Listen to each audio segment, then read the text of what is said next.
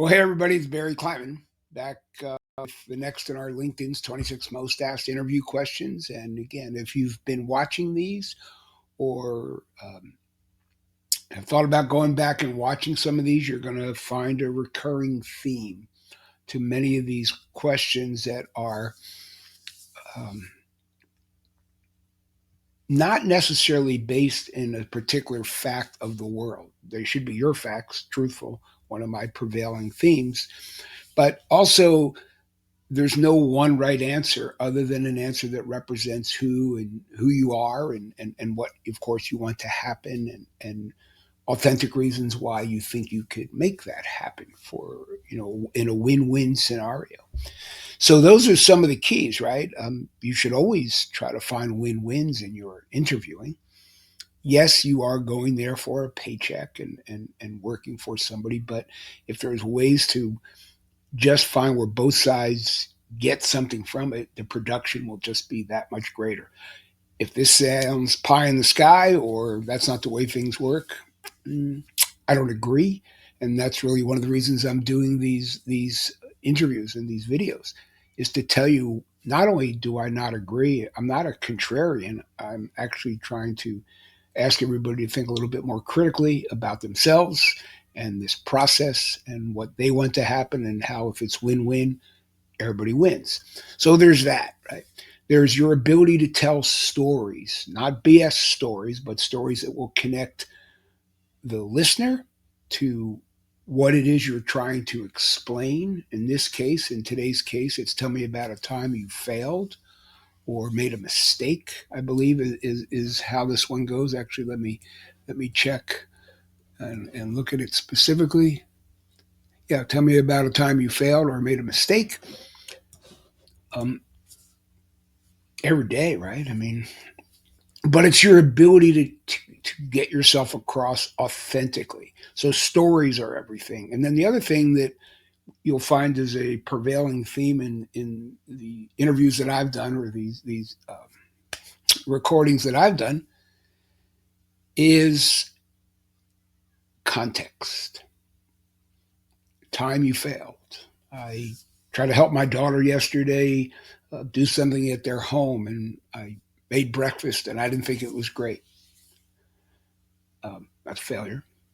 I'm not always sure that the interviewer wants to hear about my sourdough waffles, but maybe they do.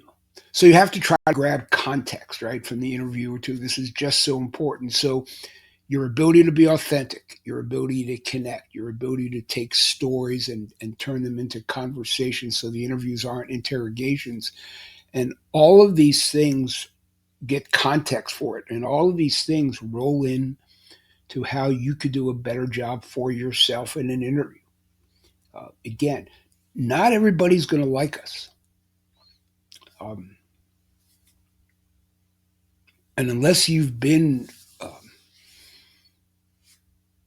deserving, right, of not being like you've done something you know was wrong or whatever, that's just the way of the world. Everybody walks into these things with a different agenda. You cannot expect that every time you come into an interview, no matter how great you are, no matter how well qualified you think you are, that it's going to work out. Everybody wakes up with their own mindset of what they want to happen, both sides of the fence, and you just have to accept that. Which is why one other thing, the only constant in this entire process of interviewing is you. You're the only one whose messaging you can control. And I really want you to kind of, I don't think I've asked anybody to write anything down, but write that down. This is all about you. You're the only one who can control what happens in the interview. I'm not saying you will, but that's the only chance. Otherwise, you're just guessing, right?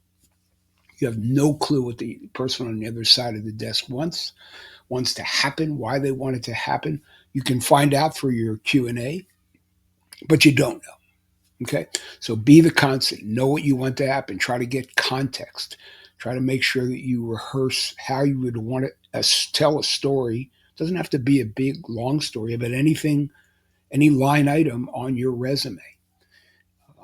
Really make sure that you're trying to connect, try to find win win. And again, all these things will really be a big help to you. as it relates to today's question, again, it's just more of the same. I mean, we've all failed. Do not insult somebody's intelligence. Excuse me. Do not insult somebody's intelligence and pretend that you've been perfect. Do not go there. Um, in many ways, the more vulnerable you are, the better off it is, but that's just going to be with a certain subset of people. Um, Try to decide the brand, the positioning, the imagery, the persona, and the ethos that you want to bring to the party. And then let the chips fall where they may. We're all not going to get every job that we've ever interviewed for, or every win in every game, or relationship, or friendship, or whatever. It doesn't work that way. Be the best you. And that's my spiel for today. And always, if you go back through these interviews. So I would challenge you. And again, please feel free to write to me. I'll schedule a call for 15 minutes with somebody if you like. And tell me how you would answer this question. Or tell me you're a little bit confused about how you would. I think this is God's is close to the 20th one of these I've done.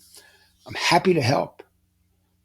But I can't read your mind either, right? So I put my email in the comments. Please feel free to write to me and ask me or tell me a stumbling block you have with some of these. And if you think what I have to say makes sense, then maybe I am a person who might get you and understand you. And again, I'm here to help. So thanks. Stay well, everybody. Hope you're having a great day. This is Barry Kleiman, trying to help you answer some of LinkedIn's 26 most asked interview questions. Stay safe.